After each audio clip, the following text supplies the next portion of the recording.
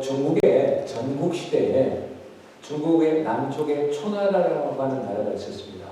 그 나라에 소해율이라고 하는 재상이 있었는데 북방의 나라들은 이 소해율이라는 사람을 몹시 두려워했다고 해요.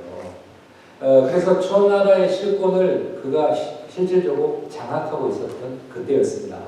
그런데 초나라의 왕이었던 선왕은 북방의 나라들이 왜 소해율이라는 사람을 이렇게 두려워할까라고 하는 의문을 가졌어요. 그러면서 이제 어느 날 강을이라고 하는 신하에게 선왕이 물어봤습니다. 그랬더니 강을이라는 사람이 이렇게 대답합니다. 전하, 이런 이야기가 있습니다. 호랑이가 여우 한 마리를 잡았습니다. 그러자 먹히게 된 여우가 말을 했습니다. 잠깐만 기다려라. 호랑이가 그렇게 얘기했습니다. 이번에 내가 하늘의 황제인 천재로부터 백수의 왕으로 내가 임명을 받았는데 만일 나를 잡아먹으면 너는 하늘의 왕인 천왕을 배반하는 거다. 그것을 내가 거짓말이 아니라는 걸 내가 보여줄 테니까 내 뒤를 따라오라 라고 했다고 합니다. 그래서 여우의 뒤를 호랑이가 따라갔다고 해요. 그러니까 진짜 여우가 가는 곳마다 모든 짐승들이 엎드리면서 인사를 하는 거예요. 그러면서 나를 보면 어떤 놈이라도 두려워할 거니까 봐라 라고 했는데 진짜 그렇게 하는 거예요.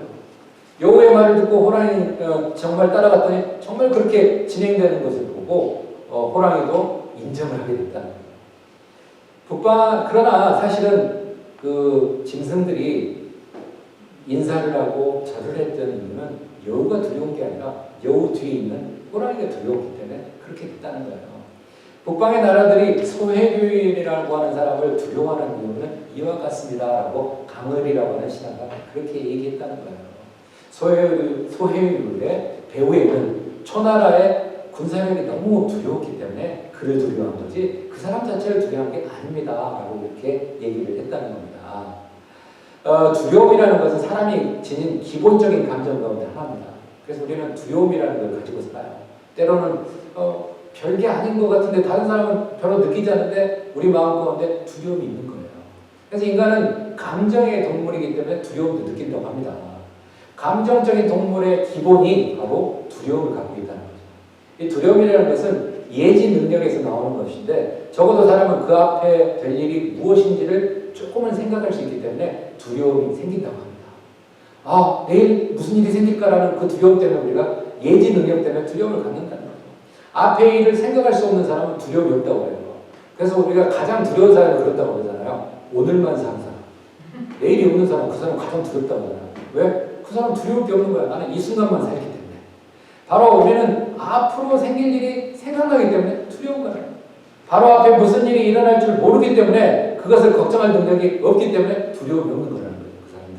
그래서 되게 천진난만한 아이들은 두려움이 없어요. 왜? 그 다음에 뭘 생길 걸 생각하지 않기 때문에. 그러나 부모에 대한 입장, 얘가 이렇게 가다 넘어지면 다칠 건데? 라고 생각을 두려워하는 거죠. 그게 차이라는 거예요. 그래서 사람에게 주어진 예지 능력은 참으로 중요한 거라는 거죠. 앞에 놓인 일을 미리 생각하고 기뻐할 줄 아는 것도 인간에게 주어진 선물이라는 거예요. 1년 뒤에 있을 일, 내일 있을 일, 한 달 후에 있을 일. 이를테면 약혼한 사람은 결혼한 다음에 있을 일, 젊은이는 장래에 하고 싶은 일을 꿈꾸면서 기뻐하게 되는 겁니다. 이것은 인간에게만 주어진 그런 능력이라는 거예요. 그런데 이 상황에도 이 능력이 좋은 방향으로 작동하지 못하고 두려운 마음, 걱정, 근심으로 기울어지게 된다는 거예요. 그래서 좋지 않은, 바람직스럽지 않은 방향으로 기울어진다는 거예요. 그래서 사람의 예지 능력은 행복을 위해서 인간에게 주어진 겁니다. 행복하라고 하나님이 주신 것인데 타락한 인간에게서는 이것이 두려운 마음으로 바꿔지게 되는 것이 문제라는 거예요. 그래서 우리는 항상 그렇게 생각해야 됩니다. 제가 성경 공부하면서 그런 얘기해요. 우리는 하나님의 선택받은 사람입니다. 우리는 하나님의 택함받은 사람으로서 하나님이 우리를 도와주시고 복 주시는 겁니다. 그래서 여러분들은 결코 복받을 사람이라는 걸 인정하며 선포하라고 그렇게 얘기하는 거예요. 우선 우리가 자기 평가가 두려움을 안겨준다고 해요. 사람들은. 내가 나의 나약함을 알고 있다는 거예요.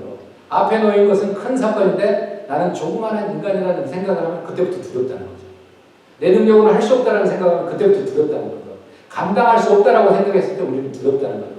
이렇듯 자기 능력의 한계를 알고 무능함을 자각할 때 두려워할 수밖에 없다는 거예요. 어떤 고개사가요, 미국의 나이아가라 폭포 위에서 폭포를 가로지르는 밧줄을 설치했다고 합니다. 그리고 그 위를 걸어갔대요. 그걸 보면서 사람들이 야, 저 사람 저러 떨어지는 거 아니야? 라고 했는데 무사히 그 고개사가 넘어가는 거예요. 그때 사람들이 환호하면서 박수를 쳤다고 해요. 그러다 이번에는 바퀴 달린 수레를 끌면서 그 줄을 또 건너가는 거예요. 그걸 성공하니까 사람들이 또 환호했다고 해요. 그러자 이번에는 고개사가 관중들에게 얘기했다는 거예요. 자, 지원자를 뽑겠습니다. 내가 이 수레를 끌고 갈 건데 이 수레에 타기를 원하는 사람 지원하세요. 아무도 지원 안 하는 거예요. 서로 눈치만 보고 있는 거예요. 그랬더니 어떤 남자아이가 손을 바짝 드는 거예요. 제가 해보겠습니다. 그래서 그 아이가, 소년이 그 수레를 탔어요. 수레를 타고 고개사와 함께 그 나이아가라 폭포를 무사히 건너게 됐습니다. 그랬더니 사람들이 열광을 하는 거예요. 야, 쟤 대단하다. 어떻게 저걸 타고 갈 수 있을까? 우리도 겁나서 못하는데, 두려움 때문에 못하는데. 그랬더니 이 아이가 얘기하는 거예요. 관중을 향해서. 여러분, 이분은 저의 아버지입니다. 라고 했다는 거예요. 저는 전에도 수없이 이 수레를 탔어요. 저는 아버지를 믿기 때문에 이거 탈 수 있었어요. 라고 얘기를 했다는 거예요. 우리는 여기서 느낄 수 있는 게 바로 그겁니다. 우리는 나 혼자 가면 두려워요. 나 혼자 가면 넘어질 것 같아요. 나 혼자 가면 죽을 것 같아요. 그러나 내 뒤에 있는 하나님을 믿고 우리가 가면 우리는 무사히 건널 수 있다. 그래서 우리는 이 두려움에 대한 문제들 하나님 앞에 내려놓을 필요가 있다. 세상의 모든 두려움, 우리가 일어나기도 전부터 우리가 끌어안기 때문에 두려운 거예요. 이미 발생하지도 않은 걸 우리는 이렇게 되면 어쩔까라는 생각 때문에 우리는 두려워한다. 두려운 마음은 하나님이 주신 마음이 아니라는 걸 여러분 생각하시면서 그걸 물리치는 사실은 여러분들 되시기 바랍니다. 요셉을 알지 못하는 애굽의 세 왕이 있었습니다. 그 사람이 이스라엘 사람들을 보니까 포로로 왔던 사람들이 너무너무 숫자가 많아지는 거예요. 그래서 우리가 통치하기 너무 쉽지 않을 것 같은 거예요. 그래서 만약에 우리가 애굽이라는 나라가 이집트라는 나라와 다른 나라와 전쟁을 했을 때 이들이 다른 나라 편을 주면 우리에게 불리한데? 이런 생각을 하게 돼요. 쓸데없는 걱정이죠. 그래서 그 사람이, 그 왕이 이스라엘 백성들에게 어렵게 노역을 시킵니다. 무겁게 합니다. 힘들게 해요. 그래서 괴롭게 합니다. 그런데 그렇게 괴롭게 하고 확대할수록 이스라엘 백성들은 더 번성하는 거예요. 왜? 하나님이 번성하게 했기 때문에. 그래서 하나님의 섭리가 성취되는 과정에 인간의 기획을 뛰어넘고 있다는 걸 보게 되는 거예요. 그래서 하나님의 약속 가운데 이스라엘 백성들이 계속 번성합니다. 애굽왕 바로는 이스라엘 백성들이 번성하는 걸 두려워해가지고 더 무겁게 고역을 시키는 거예요. 그러나 무거운 짐을 지을수록 그들을 학대하면 할수록 그들은 더 번성하는 거예요. 그러면서 이스라엘 자손들이 많아지기 때문에 이 왕은 근심 걱정을 하는 거예요. 이미 발생하지도 않은 건데 근심 걱정을 하는 거예요. 그러나 학대할수록 그들은 더 번성하고 퍼지게 되자 이 사람이 방법을 생각하는 거예요. 이스라엘 여인들이 아이를 낳을 때 산파를 부르는데 그 산파들에게 명령을 내려서 남자아이가 태어나면 전부 죽여야 된다. 그 명령을 내리는 거예요. 그게 이제 오늘 본문에 나온 말씀이죠. 그래서 이제 그 산파들을 시켜서 그 아이를 죽이려고 하는 거예요. 그래서 본문 15절에 보면 애굽 왕이 히브리 산파 시프라라는 사람과 부하라는 사람에게 말하여라고 얘기합니다. 이 산파라고 하는 야와드라고 하는 단어는 해산하다, 출산하다는 의미의 동사에서 나온 단어인데요. 이것은 이 말을 보면은 이 산파는 바로 본문에서 봤을 때 맞서로 사본에 보면 히브리 산파라고 이렇게 합니다. 그래서 이 산파들의 이름이 시프라라고 하는 아름답다라는 뜻을 갖고 있는 여인과 부하라고 하는 소리치다라는 이름을 갖고 있는 이 두 여인이었어요. 16절에 보면 이르되 너희는 히브리 여인을 위하여 해산을 도울 때 그 자리를 살펴서 아들이거든 그를 죽이고 딸이거든 살려두라. 왜? 남자아이들은 태어나면 나중에 성장하면 군인이 될 수 있고 전쟁에 나가 싸울 수 있기 때문에 그 아이들 없애야 되겠다는 생각이 듭니다. 그래서 해산을 도울 때 살펴서 남자아이는 다 죽이라고 해요. 그래서 이 애굽 사람들은 이 당시에 이스라엘 여인들은 아이를 출산할 때 되면 이 조산대라고 하는 산모의 출산 때 고통을 덜어줄 수 있는 그런 의자가 있었다고 해요. 출산하기 한 2, 3일 전에 그걸 설치를 한다고 해요. 그러면서 출산을 부르면 산파를 부른다고 합니다. 그래서 이제 그 아이를 낳게 되는데 그때 아들을 낳으면 다 죽이라는 거죠. 근데 아들을 낳으면 죽이라고 하는 것은 애굽왕 요셉을 알지 못하는 바로의 명령이지 하나님의 뜻은 아니거든요. 하나님의 계획은 아니었다는 거예요. 그래서 절대적 하나님의 계획에 정반대의 명령을 내린 거죠. 그리고 이 엄밀히 따지면 이 애굽의 왕 바로는 하나님의 뜻에 정면으로 반대하는, 정면으로 도전하는 그런 사람이었다는 거죠.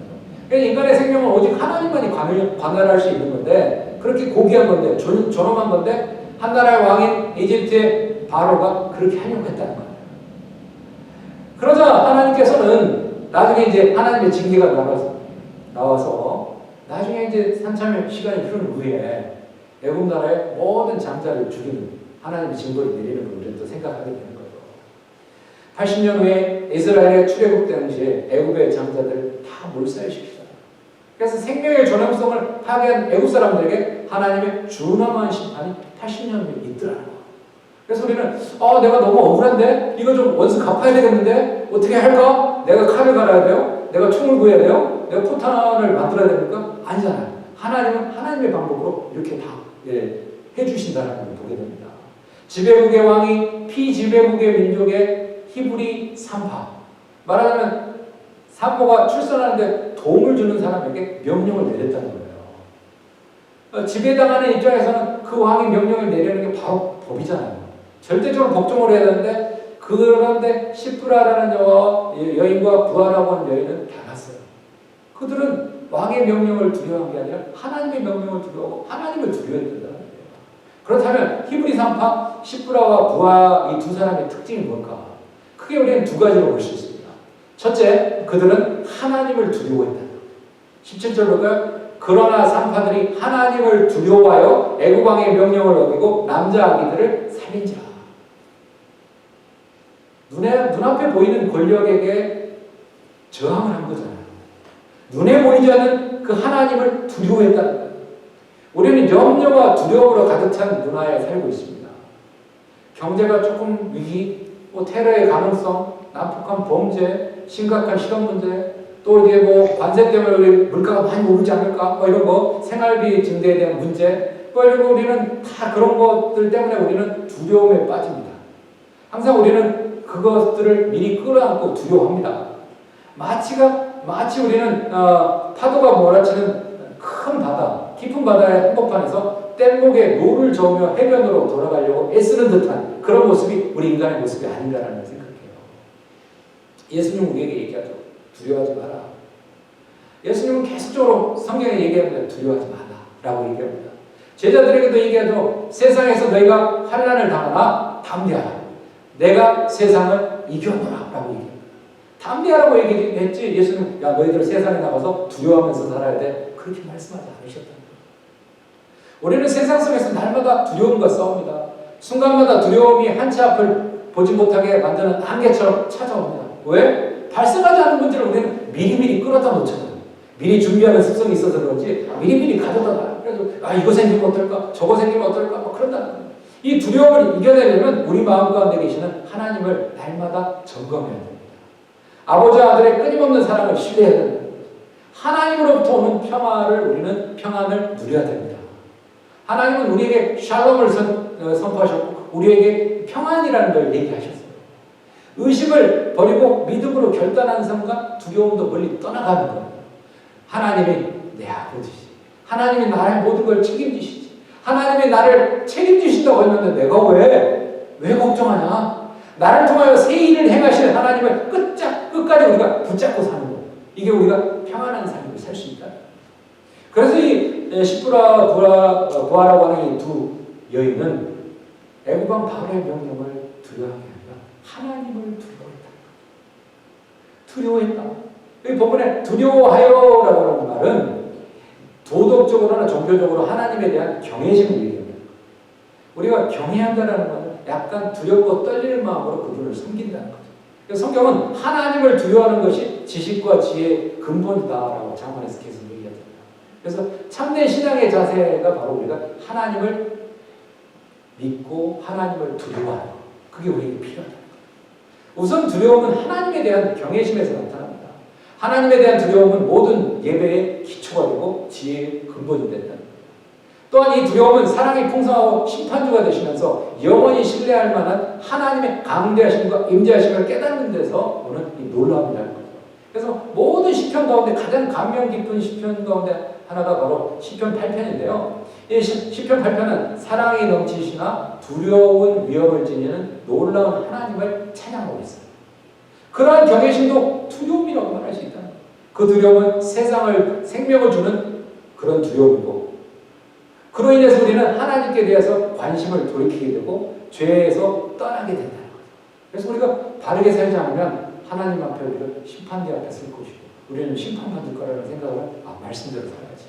내가 하나님이 기뻐하시는 그런 삶을 살아야지. 내가 주님께서도 얘기했잖아. 너희가 세상을 이겼다. 너희들 두려워하지 말라. 놀라지 말라. 내가 너와 함께한다는 주님의 약속의 말씀을 우리는 믿으면서 그렇게 살아가야 되는데, 우리는 하나님이 말씀하지 않고 예수님이 말씀하지 않는 두려움과 근심과 걱정을 온통 끌어안고 산다는 거죠. 그래서 우리는 맡기는 삶, 그게 필요하다는 거죠. 그래서 어기고라는 거, 그 바로 왕의 명령을 어겼다는 거, 그것을 어긴 자에게는 죽음의 형벌이 따른다는 거 알아요. 그러나 그들은 누구를 더 두려워했다? 그러나 산파들이 하나님을 두려워했다. 하나님을 두려워했다. 그럼에도 불구하고 인간 군주보다 하나님을 더 두려워할 줄 알았던 이 산파들의 믿음, 그 위대한 신앙을 우리는 본받을 필요가 있다는 거죠. 애굽왕 바로는 자신의 명령이 잘 실행되지 않았다는 것을 시간이 흐르면 알아요. 그래서 산파들을 부릅니다. 18절 볼까요? 애굽왕이 산파를 불러 그들에게 이르되 너희가 어찌하여 이같이 남자 아기들을 살렸느냐. 여기서 불렀다라는 단어는 카라라고 하는 단어인데요. 외친다, 부르짖는다라는 건데요. 그럼 왜 바로가 외쳤을까? 부르짖었을까? 화가 났다는 거예요. 분노가 치밀었다는 거죠. 그래서 바로 왕이 크게 분노하면서 그들을 불렀다는 그런 의미예요. 이런 상황이면 산파들이 두렵고 떠났을 거예요. 생명만 살려주세요. 그렇게 해야 될까? 그런데 이 여인들은 침착하고 합리적으로 이렇게 변명을 합니다. 19절 볼까요? 산파가 바로에게 대답하는데 히브리 여인은 애굽 여인과 같지 않냐고 건장하여 산파가 그들에게 이르기 전에 해산하였더이다 하며, 우리가 도착하기 전에 히브리 여인들은 건강해가지고 다 애들을 낳아버렸다니까. 그래서 우리가 죽일 수가 없었어요. 그 말을 하니까 뭐 할 말이 없는 거죠. 이 건장하다는 말은 강했다, 활기찼다, 그런 뜻이거든요. 그래서 이 산파들의 변명이 전적인 거짓말은 아니었던 거예요. 왜냐하면 히브리 여인들은 실제로 혼자서도 별 무리 없이 아이를 출산하고 뒤처리까지 하는 경우가 많았던 거예요. 그러니까 그게 전혀 그 거짓은 아니었다는 거예요. 결과적으로 하나님을 두려워해서 애굽왕의 명령을 어긴 산파들에게 하나님께서 은혜를 베푸셨다. 그래서 우리는 지금 눈앞에 닥쳐있는 두려움 때문에 하나님의 뜻을 거역하면 지금은 편할지 모르지만 결국에는 하나님의 뜻을 거역하기 때문에 우리가 하나님이 주시는 평안과 축복과 기쁨을 우리는 맛볼 수 없어요. 그러나 지금 당장 우리가 손해볼 것 같아도 하나님의 뜻이 아니라면 우리가 그걸 거역하고 그걸 거부하고 할 수 있는 그런 용기가 필요하다는 거예요. 우리는 지극히 높으신 하나님을 자녀입니다. 우리 안에는 위대한 씨앗이 있는 거예요. 우리가 무슨 실수를 하든지 하나님의 은혜로 덮지 못할 게 없다는 거예요. 세상은 용서할 수 없더라도 하나님은 우리의 모든 것을 우리가 하나님 앞에 내어놓는다면 용서해 준다는 거예요. 너무 높아서 넘지 못할 장애물이 없어요. 하나님이 함께한다면. 너무 중에서 고치지 못할 병이 없습니다. 하나님이 함께한다면. 너무 커서 이루지 못할 꿈이 없다는 거예요. 하나님이 함께하면 무엇이든지 할 수 있다는 걸 믿으시기 바랍니다. 현대인들은 기적을 참으로 잃고 산다고 해요. 왜 기적을 잃고 사느냐? 우리가 하나님을 전적으로 신뢰하지 않기 때문에. 하나님이 함께 하시면 넘지 못할 사람이 없는 겁니다. 하나님은 당신의 영광을 위해서 자녀들에게 특별한 은혜를 베풀어 주십니다. 하나님이 함께하는 사람은 하나님의 것을 사용하는 사람이에요. 하나님은 지금도 우리와 함께 일하십니다. 자기의 기쁘신 뜻을 우리 안에 두고 일하신다. 보면 20절 볼까요? 20절 보겠습니다. 하나님이 그 산파들에게 은혜를 베푸시니 그 백성은 번성하고 매우 강해집니다. 은혜를 베푸셨다. 하나님 은혜를 베푸셨다라고 하는 것은 원어의 뜻을 가면 우리가 조금 이해가 더 쉬워요. 선대했다는 것. 하나님이 선하게 대해주셨다는 것. 실제로 하나님의 백성을 선대하는 자는 하나님께서 선대하십니다. 룻기 1장 8절은 그래요. 너희가 죽은 자들과 나를 선대한 것 같이 여호와께서 너희를 선대하기를 원하며 라고 합니다. 하나님은 하나님의 백성을 선대하는 자를 하나님께서 선대해 주십니다. 물론 구원은 돈이나 노력으로 살 수 없지만 삶 전부를 드리지 않으면 구원을 받을 수 없다는 거예요. 아무리 선물이라도 잃어버리거나 도둑맞지 않도록 보호해야 된다는 거예요. 우리는 모두 믿음의 파수꾼이 되어야 됩니다. 우는 사자와 같이 하루에도 수십 번씩 우리를 삼키려고 하는, 우리 믿음의 사람들을 삼키려고 하는 그런 악한 영의 세력이 있다는 거예요. 그래서 우리는 어둠의 세력과 매일매일 전투하고 싸우는 거예요. 우리가 손들고 나가면 그 악한 세력은 기뻐합니다. 그 전쟁에서 우리가 승리할 수 있는 방법은 우리가 하나님 붙잡고 사는 거예요. 예수 붙잡고 사는 거예요. 하나님 저는 할 수 없습니다. 하나님 도와주세요. 하나님의 능력으로 물리쳐 주십시오. 우리가 계속 매달려 있는 거예요. 언제까지? 야곱이 야복강에서 하나님의 사랑과 씨름할 때 이길 수 없기 끝까지 나를 축복하기 전까지 절대 놓지 않겠다라고 했을 때 하나님의 천사가 그의 환도표를 쳤잖아요. 그래서 다리를 접었다는 거예요. 우리도 그런 심정으로 하나님께 매달린다면 우리는 영적 전쟁에서 반드시 이길 수 있습니다.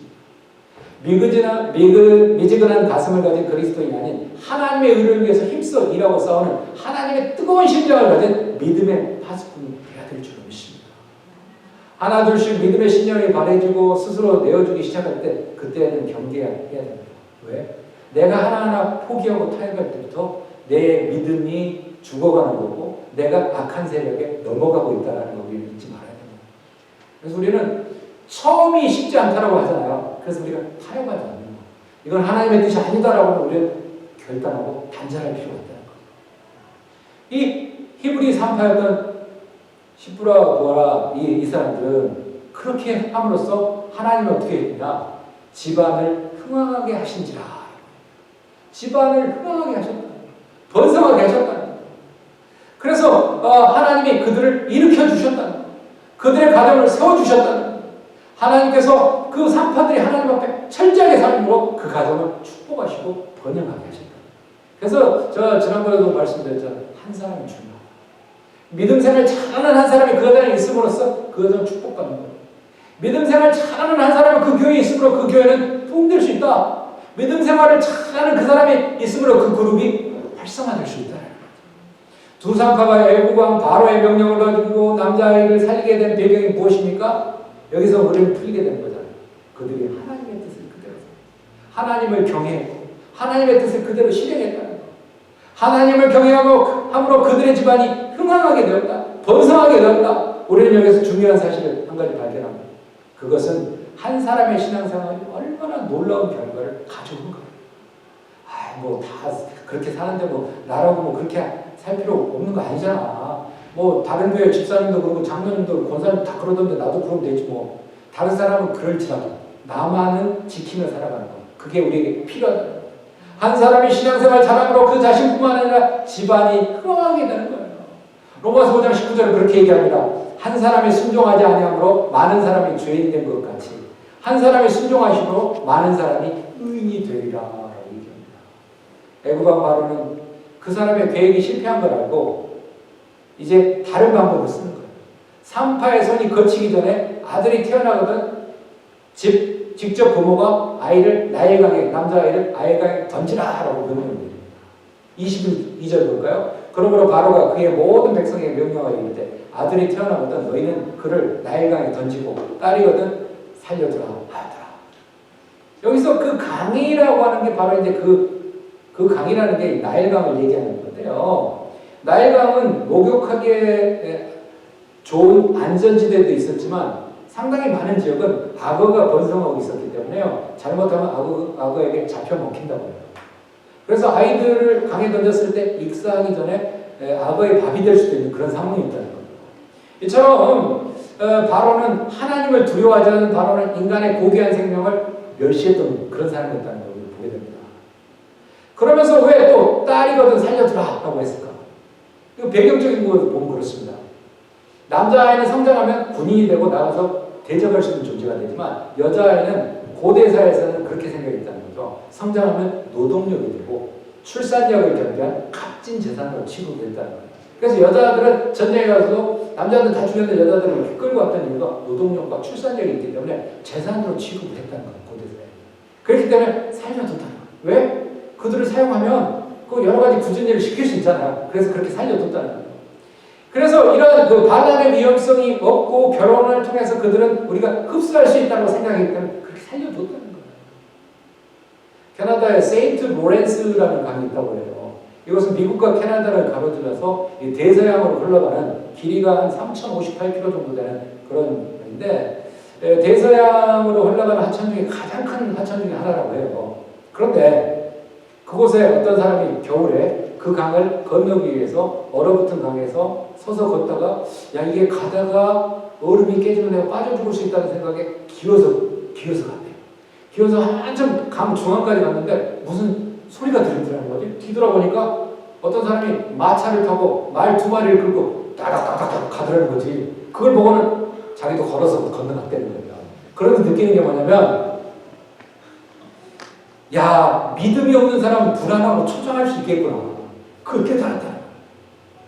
이게 얼어있는 강이기 때문에 내가 그냥 건너가면 간다라고 생각했을 건데, 건너가다 깨져서 빠진 거나 기어가다 빠진 거나 빠지는 건 똑같아요. 그런데 이 사람은 기어가면 어떻게 살 수 있지 않을까 생각에 그렇게 갔을 때라는 거죠. 그래서 믿음이 없는 사람은 항상 불안하고 초조한 인생을 산다는 거예요. 그러나 믿음 있는 사람은 용기가 있고 확신 있는 그런 인생을 산다는 거예요. 우리가 두려움보다 믿음을 가지고 살면 사는 것이 정말 신뢰할 수 있다는 거예요. 세상을 이끌고 세상을 바꾼 사람들은 믿음이 큰 자들입니다. 내 안에 두려움이 있는 것은 하나님을 믿지 않기 때문이라는 거예요. 하나님을 신뢰하며 산다면 우리 인생은 힘이 있고 든든한 인생이 될 수 있다는 거예요. 사랑하는 성도 여러분, 인도의 설화에 이런 얘기가 있습니다. 어떤 마술사가 마술을 잘하는 사람인데 하루는 보니까 쥐 한 마리를 관찰하게 됐어요. 쥐 한 마리가 굉장히 두렵고 떨고 있는 거예요. 그래서 쥐가 왜 이렇게 떨고 있을까 보니까 그 쥐 앞에 고양이가 있는 거야. 고양이를 보고 두려워하는 거예요. 그래서 마술사가 이 쥐를 관찰하다, 야, 이거 굉장히 불쌍하다. 그러니까 마술에 의해 고양이로 만들어줬어요. 고양이로 만들어줬으니까 이제 얘가 편안하겠다 생각했는데, 고양이가 됐는데도 얘가 두려워하는 거예요. 왜 두려워할까? 라고 봤더니, 커다란 개를 보고 두려워하는 거예요. 그래서 이 마술사가 참 마음이 좋았던 것 같아요. 그래서, 야, 그럼 얘 개로 바꿔줘야겠다. 개로 만들어줬어요. 개로 만들어줬는데, 개로 됐는데도 두려워하는 거예요. 왜 두려워한가 봤더니, 호랑이에 몰려가면 어떡하라는 그 마음에 두려워가 있더라는 거죠. 그래서 야 그래 얘를 그럼 편안한 마음을 주기 위해서 호랑이로 바꿔줬답니다. 참 이 사람 마음도 좋아. 그래서 호랑이로 바꿔줬는데 이번에도 역시 두렵더라는 거예요. 왜 두려워하나? 봤더니 사냥꾼의 엽총을 두려워하는 거야. 사냥꾼이 총을 쏘면 내가 죽을 거야. 그걸 두려워하더라는 거죠. 그래서 마술사가 모든 것을 포기하며 선언했다고 합니다. 내가 아무리 해봤자 이 두려움이 끝나지 않을 거야. 너는 별 수 없는 쥐새끼다. 다시 쥐로 돌아가라. 그래서 쥐로 다시 바꿔줬다는 거예요. 이 설화는 우리의 삶의 장에서 끊임없이 우리에게 다가오는 두려움 앞에 피하지 못하고 비틀거리는 인간의 모습에 대한 하나의 모습을 보여주고 있는 거예요. 여러분은 여러분의 삶에서 무엇을 두려워하며 사십니까? 벵겔이라는 신학자는 이렇게 얘기해요. 하나님만 두려워하는 사람은 하나님이 아닌 것에 대해서는 아무것도 두려워하지 않는다. 그러나 하나님을 두려워하지 않는 사람은 하나님 외의 모든 것을 두려워한다. 라고 얘기했다는 거예요. 인간에게 찾아오는 두려움은 거절할 수 없는 그런 현실입니다. 그 이유가 어디에 있든지 인간은 두려움을 안고 살아가는 거예요. 그래서 성경은 두려워하지 말고 강하고 담대하라고 말합니다. 우리를 두렵게 하는 것은 무엇인지 그걸 우리는 잘 파악해야 됩니다. 두려움은 나를 짓누르는 힘입니다. 그래서 우리는 두려움을 덮으시는 하나님을 의지해야 돼요. 아무리 큰 두려움이라도 하나님 앞에서는 꼼짝 못하고 달아나는 거예요. 세상은 모든 환경과 사람들은 결코 두려워할 사람이 두려워해야 될 사항이 아니라는 거예요. 오직 우리 크리스천들이 두려워해야 될 대상은 누구다? 살아계신 하나님 한 분뿐이라는 거예요. 오직 하나님만을 두려워하고 그 외의 모든 일에는 두려움 없이 담대히 살아가는 우리 제1장로의 모든 성도들이 되시길 주님의 이름으로 축원합니다. 기도하겠습니다. 거룩하신 하나님, 애굽의 그 바로 왕의 명령에도 두려워하지 않고 하나님을 경외해야 했던 히브리 산파들을 봅니다. 하나님, 우리도 하나님만을 두려워하며 하나님만을 경외하게 도와주시고 세상의 모든 것들을 두려워하지 않고 하나님 우리와 함께 하심을 믿으며 담대하게 나아가는 우리 모든 성도들 다 될 수 있도록 도와주시옵소서. 예수 그리스도의 이름 받들어 간절히 기도합니다. 아멘.